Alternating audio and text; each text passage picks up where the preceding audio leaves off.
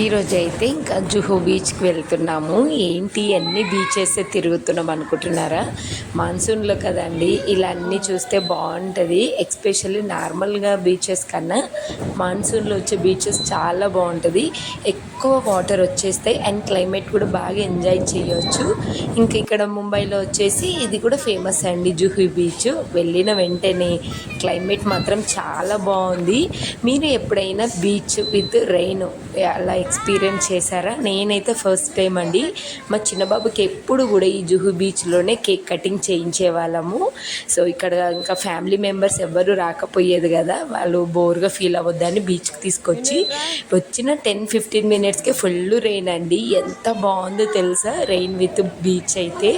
Water అయితే ఫుల్గా వచ్చేస్తుంది అండ్ రెయిన్ కూడా ఇంకా చెప్పాల్సిన అవసరం లేదు. ముంబైలో 24/7 వచ్చేస్తాయి ఇక్కడ వర్షాలు అయితే.